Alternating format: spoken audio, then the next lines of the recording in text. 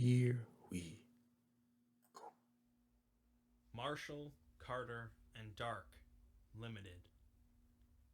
If you've been following this series up to this point, you've learned about a number of different groups and organizations within the SCP universe. There's the SCP Foundation itself, of course, and their goal of containing and researching the anomalous in order to protect the status quo. There's the Global Occult Coalition, who share similar goals to the Foundation, but care less about containing anomalies if they Just threaten kill the them, safety of motherfucker. mankind. There's also the Sometimes chosen outside God more so and the with them. Sarkic cults, who blend the anomalous with I mean, religion fuck trying as to part of figure a out what vast these things war are and for all the this sake shit. of Just the planet. kill them. But now we get to Marshall, Carter, Especially when and they're Dark, killing who people. utilize anomalies not for altruism or some grand goal, but simply for profit. Much like anything perceived to be rare and valuable, Maybe I can get behind there that. are those who would profiteer off of it, and anomalies are no different. MC and D have been involved in a large number of anomalous objects known to the Foundation, so this video will go over their basic history and some of the notable examples. So, a big question might be, who exactly are Marshall, Carter, and Dark, the individuals who presumably founded the organization? What was that? Once again, the lack of canon rears Wolf, its head, Wolf. and the I'm trying three to think of that. The individuals are law hardly firm at public Angel. figures, Wolfram so and it's Hart. not an easy question to answer. The Wills and Ways series of tales presents them as Amos Marshall, Ruprecht Carter, and Percival Dark, and they have extended their lives anomalously by decades at least. It's occasionally referenced in a few tales and articles that Dark is the true founder of the organization, This thing's and starting to is mess far up. older and more mysterious than the other two, although again, this is not necessarily true. SCP-2463 and the accompanying documentation discuss 6 small bronze horse statuettes that have the capability of converting any water from a natural source into petroleum. These statuettes apparently originate from the 3rd century. America definitely get their hands on that. Valerian, while captured by the Persians, contacted an individual known as D. Mercator, implied to be Dark. Oh, that's the sound and of asked this. for I was something like, that I would thought it was utterly thunder or destroy some his shit. enemies. D. Mercator contacted one of his sources, who supplied the 6 statuettes, but Valerian died before he could utilize them. Mercator wrote a letter to Valerian's son, the current emperor, informing him of his father's business deal and telling him that the statuettes will be held by Mercator's organization unless he could pay a sum of 60 million gold coins, an exorbitant amount. The documentation shows that this amount was never paid, and so the statuettes were sold and repurchased a number of times to different individuals, such as one of the founders of Baghdad, before being eventually confiscated by the SCP Foundation. SCP always confiscating Regardless shit. of how Marshall, Carter, and Dark came together, they've certainly been doing this for some time now, and they've managed to keep their identities and operations pretty secretive. But what are their operations? As 2463 showcased, MC and D buy, find, or otherwise acquire certain strange and unusual objects, mainly those that the SCP Foundation would classify as safe, and then proceed to sell them, often at auctions to the highest bidders. So okay, they just go with the safe. They don't especially care too much about who they sell these objects to, as long as they're rich and powerful, although there are certain exceptions to who they sell to. I heard that right. Mainly those that the SCP Foundation would 63 this for some time now, and they've managed to keep their identities and operations pretty secretive. But what are their operations? As 2463 showcased, MC and D buy, find, or otherwise acquire certain strange and unusual objects, mainly those that the SCP Foundation would classify as safe, so they and then proceed to sell them, that makes sense. At auctions to the highest bidders. You don't be dealing with some of them other ones. They don't especially care too much about who they sell these objects to, as long as they're rich and powerful, although there are certain exceptions to who they'll sell to.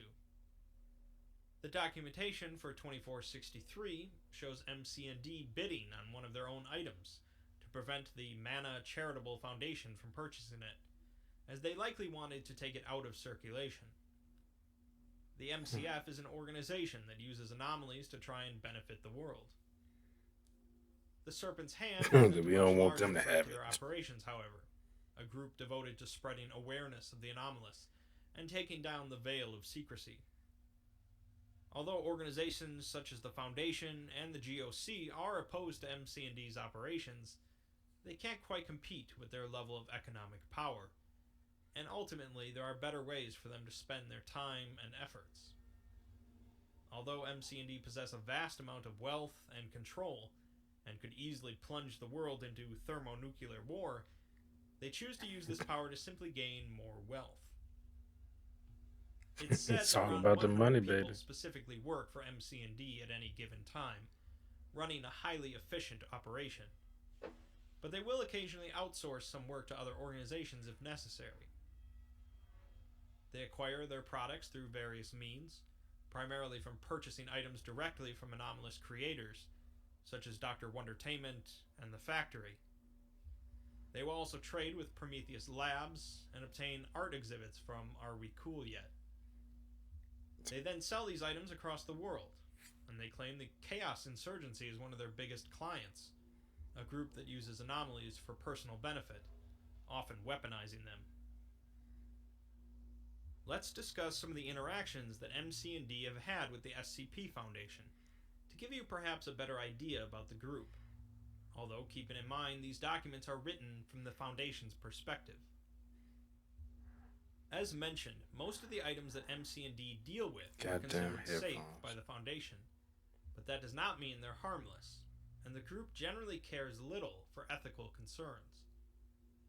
SCP-604, the Cannibal's Banquet, is one of the more grotesque examples.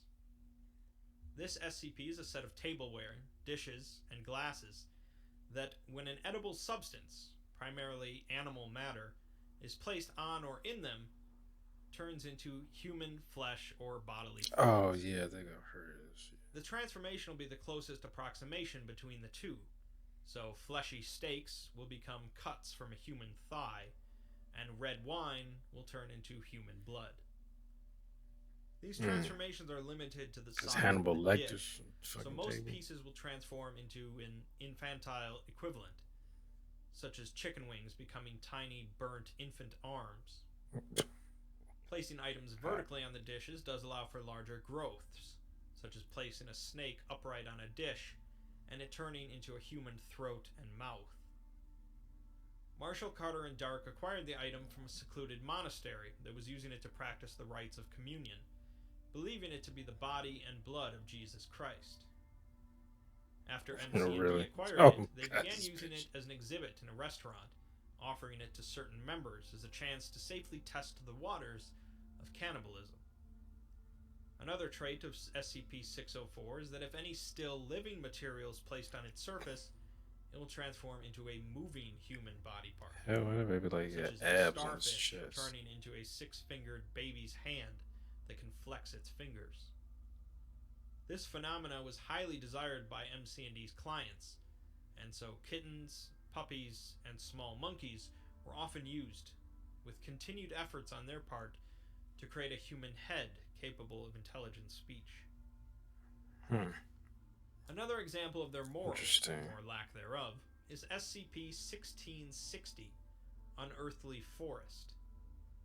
1660 is a relatively small parallel universe, accessible only by lighting a special decorative lamp and stepping through a gate the smoke produces. The universe seems to consist of a large forest, surrounded by an extremely durable wall around and below it, and the sky above it seems to contain a layer of highly dangerous gases. The forest is filled with different flora and fauna, some familiar to our world, such as brown bears and deer, and other things unique to 1660, such as cougar-like creatures capable of echolocation, and some sort of bioluminescent armored cross between a reptile and a mammal, 2 meters in length. These creatures possess Kinda look forepaws like a jointed like human hands. They are almost Godzilla. sapient, having created simple tools, 1999 fire, movie. and their own language. Their cave paintings seem to show images of them being hunted by humans, and then another set of humans that saved them, wearing the SCP Foundation symbol. It seems that MC&D was using 1660 as a hunting grounds for clients, and now the sapient creatures worship the Foundation as their saviors. So they can aren't research always them. morally bankrupt madmen focused solely on profit, however, as SCP-2501 shows. 2501, the Claw, is a large mechanical gauntlet seemingly created by Russians prior to the 1960s, and its functions are permanently turned on, with no way to alter or disable them.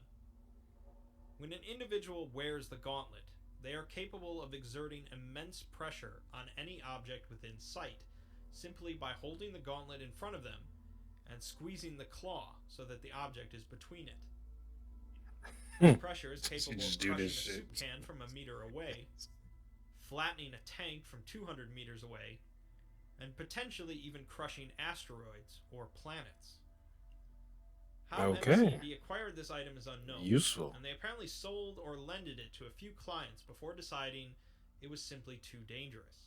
Yeah.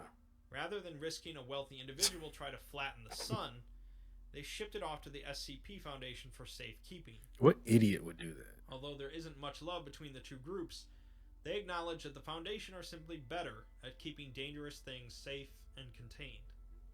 Yeah, I guess that's true. What SCP idiot would do that? 2776 Crush the is sun. another interesting example of the You potential want Earth, power that MC&D can wield, and their capabilities of affecting history. 2776 is essentially a lifelike automaton resembling George Washington. This robot contains some prosthetic features available in the 1700s, such as glass eyes and false dentures, Some Westworld but also type possesses shit. some highly advanced features, such as armored plating and a small fusion reactor.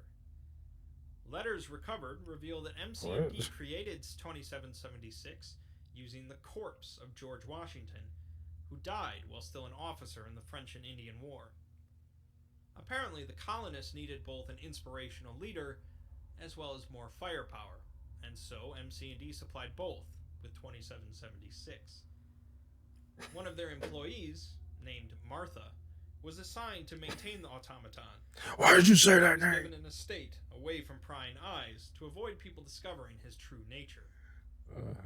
After winning the Revolutionary War, I hate that joke 2776 was put into a standby mode until he was recovered in 2007 by the SCP Foundation. 2776 was not aware of his mechanical nature and eventually broke containment Who the after fuck watching a drew television this? program describing a buyout of an American Etsy. company by a British company. His core began emitting massive What is he gamma on? That look like a radiation, damn and he killed Sentinel everyone in from his the path X-Men. as he moved towards London until he was recontained.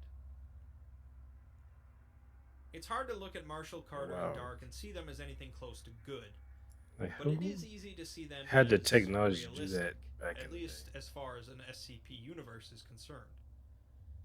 Merchants taking the rare and valuable and finding a profit with them have existed for thousands of years, and it makes sense that anomalies would be no different. While the SCP Foundation and the GOC will continue to raid MC&D facilities and reclaim objects, Why does this they don't make a grand effort to wipe them out either. Perhaps this is because of instances like SCP-2501, where they know that there are worse groups for anomalies to end up with, and hope MC&D still bring the really dangerous items to them. Or perhaps they realize that going to war with MC&D would be a lot like poking a bear with a stick, and cause Got too much trouble money. for both sides. Too much influence. Either way, MC&D have dealt with the rich and powerful for a very long time. It belongs in a amassing quite a museum. fortune. And as they say, money makes the world go round. Cash rules everything around me. Cream get the money. Dollar bills, y'all. I ain't want somebody to be like, you idiot. That was an after credit scene.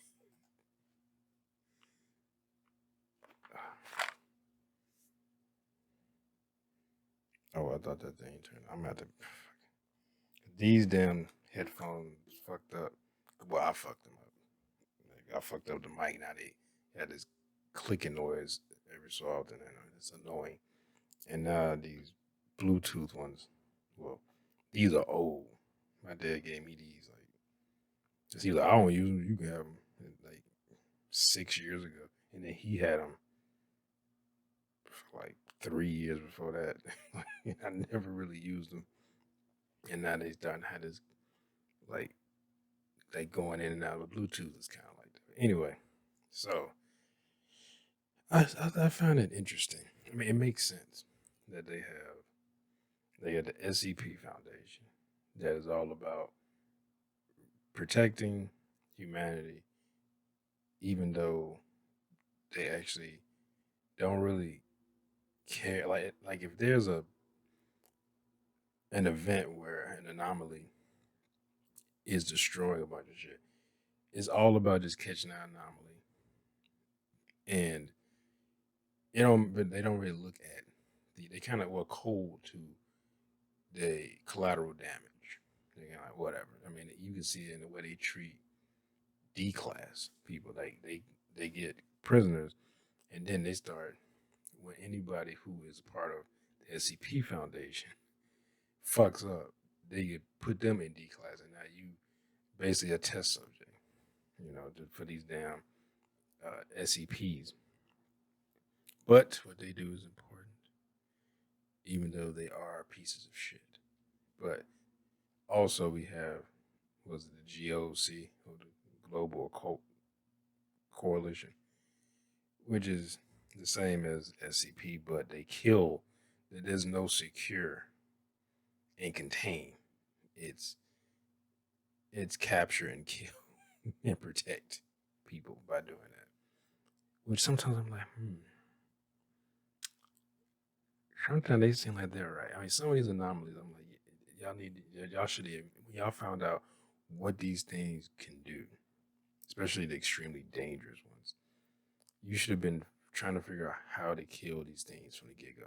It's like, uh, what was it? SCP-096, the Shy Guy. Like, when you found out what this thing literally kills anybody that sees its face, even if it's in a picture. That with a picture that was taken of it, so if you draw it, it don't fuck with you damn. But if you see his face, it will literally go to the ends of the earth. And I've seen someone, SCP, one of these channels, they made a scenario where what if someone they would have sent a D class to the moon or put them like in an international space station or something and show them a picture of 096 and like remember they said they would basically make scenarios about what would happen because in the actual lore from what I've read, SCP 096, they gave a guy a picture of SCP 096, put him in a submarine, sent him down to close to the bottom of the Mariana Trench. Or, well, I don't think it was close enough. I think it was like halfway or some shit. But it was far enough where the pressure would kill. Would think it would kill anybody that isn't used to that pressure. They showed this picture. This thing broke out. Which I was like, why didn't they just open the door so it could just run out? Like, why would you like keep it contained so it burst out the walls and shit? And well, I guess the thing makes a beeline, so like it's gonna go straight towards it. So if it's a wall, it's gonna go through it. This motherfucking thing went straight to the guy, jumped into the trench, and then started to descend. And I think it descended and got down to this guy. I can't remember exactly how low he was, but he was pretty fucking low. Got to him within minutes, and all you hear was a scream. And like I think he was like, what is that?" And he was like, "Ah!" He screamed, and then the lifeline when they showed like the guy's heartbeat just went there flat. And then the thing comes, you would think it would just sink to the bottom and just stay there. But it came back up and came out just sitting there crying. They bagged it and took it on. But it's like, but I saw someone did a video where he was on the moon And I was like, okay, or in space, and a person was in space. They had them look at a picture of 096, and they like what would scenarios be like? Would 096 just stand like go beeline and stand directly under where this person is at forever, or would they? Because it seems like 096, whatever, he reminds me of the Hulk, where whatever his strength level, or Superman, wherever his strength level needs to be for the situation, his it's like his body just adapts to it. Because this motherfucker can just seem like he can just run through anything. But I remember he showed where the thing like went directly under where the person was at in space, and fucking like Saitama jumped like into into space, into the stratosphere, into like the atmosphere, and got this guy and killed. Oh, and I said, well, he's in space now, and I said, you can't like if especially if it was on the moon, like he couldn't. I can't remember exactly what it was. I can't remember if it was a space station or he was just in the atmosphere or was actually on the moon. But I said that was the case. Because shouldn't he just keep going? Because he can't. Because now he's in space. He can't like stop himself. You know, like because his momentum would just carry him. I mean, he would kill the guy. Like if he just jumped straight up and just went through the ship or whatever, and the guy was just in space and the spaceship, and just the spaceship would just explode, or the guy would crack the hole and the guy would just die in space. But you would think he would just keep going. Yeah, like his momentum would just take him. He just keep going. I was like, I was wondering, would that would like if he just kept going and kept and you could see that he's just going all the way out until until he hit something. That was the only way that would really stop his momentum. And if anything, I think your momentum actually picks up in space, if I'm not mistaken. I might be wrong about that, but I wonder if you show someone on Earth again a picture. He's in space now. It's been over a year. He's just gone. And they looked at telescopes, and he's like outside of the Milky Way galaxy. If you, if you see, and let's say we lost sight of him after that. If you see, show someone a picture. Let's say he lands on a planet because he can't come back. Like I said, he's in space. Does he like jump to planet to planet to get back to Earth to kill that person? Oh, I like what would happen? Would he just be stuck? Like, oh, that was. I would love to see that, but that was a cool video. But anyway, yeah, we got the Global Occult Coalition, and then we had what is that? What was I forget the name of that thing? The Serpent's Hand or something like that. But they basically are the evil people who want everyone to know about the anomalies, but I think they worship the Scarlet King, if I'm not mistaken. I might have to read about them a little bit more, but think they what they want to bring about because they think the Scarlet King is the actual rightful god or something like that. So, but then I think it's the SCP Foundation. Like, well, they think the Scarlet King's evil by the children of the Scarlet King all being evil except for the I don't forget the number, but the little like glob, flubber looking thing that brings happiness and joy anyone who touches it. But you got those people, and then of course, which makes perfect sense, you got a group of people that is all about using SCPs to make money. Like that actually makes more sense to me if you just had these people than uh, them, the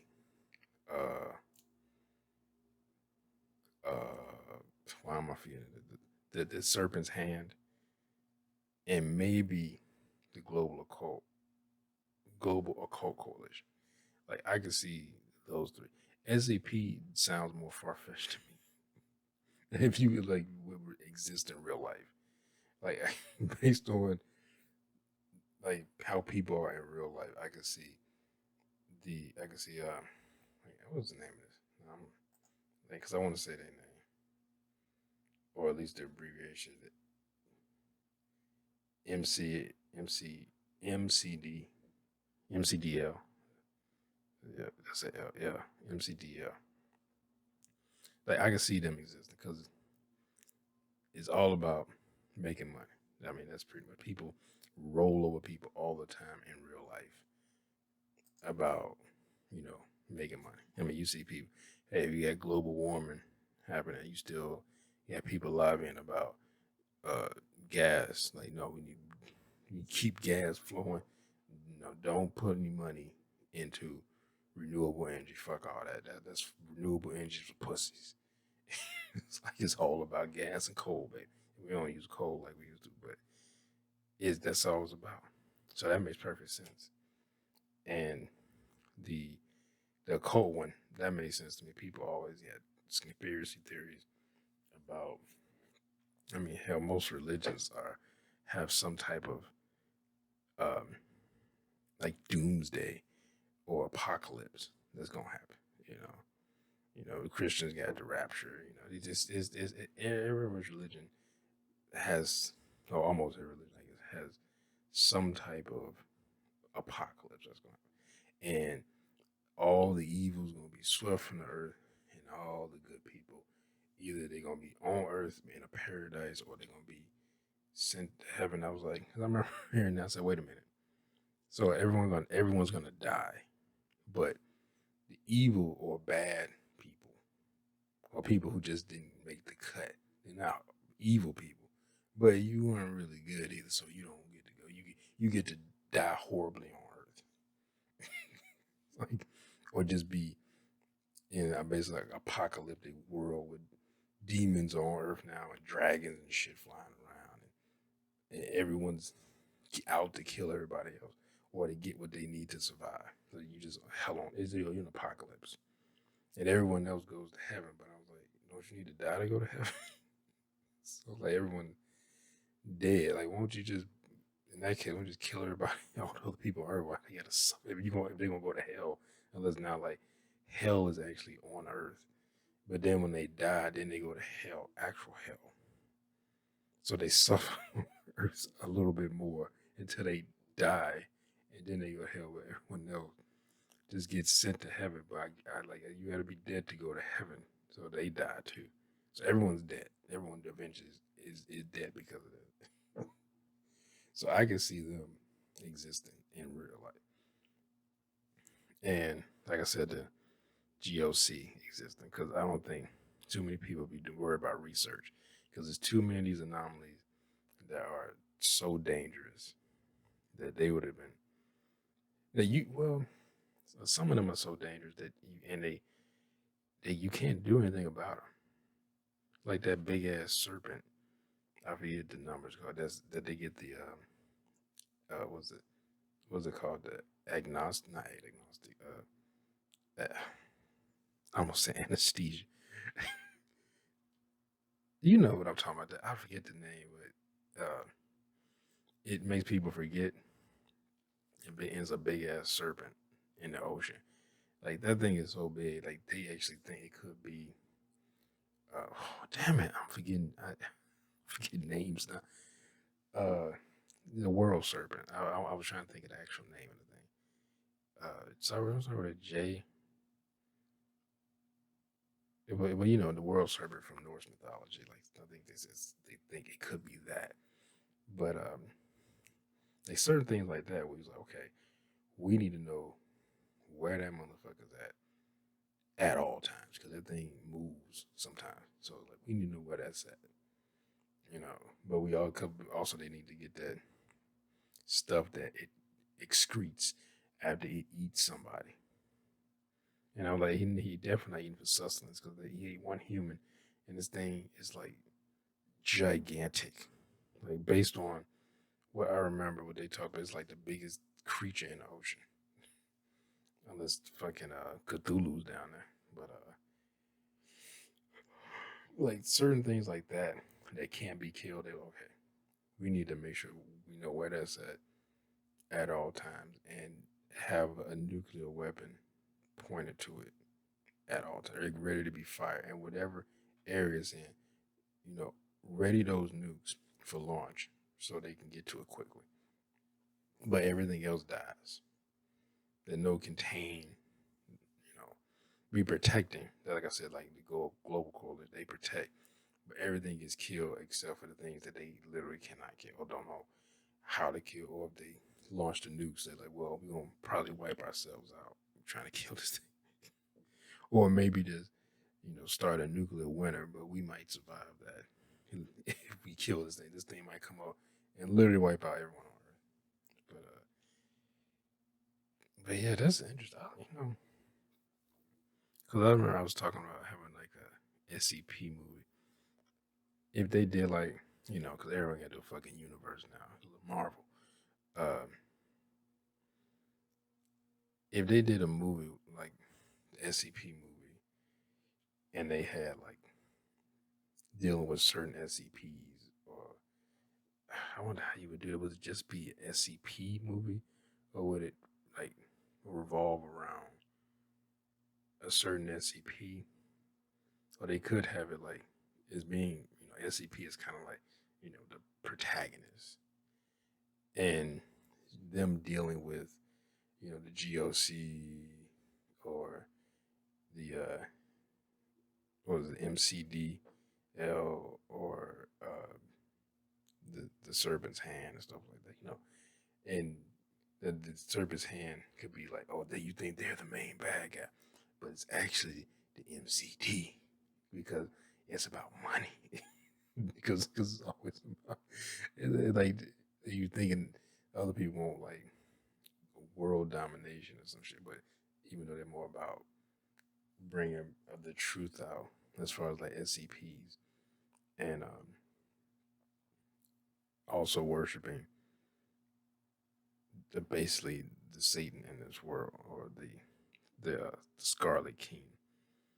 Uh, and then it's a M Night Shyamalan twist. Was actually about someone like, I just want money, and they go to the point where now they will do whatever it takes to get more money, or they think like, oh, if I like bring about the Scarlet King offer me all the riches I want, and I don't know, all of Africa. So you can have all of Africa and half Australia, but everything else is not. Anyway, I don't talk for too long. Hope you enjoyed my reaction. Well, if you did, make sure to hit that thumbs up button down below. Make sure to subscribe if you're here. Hit that bell. You'll be notified when I upload the videos. Comment down below. Share this video. I'll see y'all next time. Peace.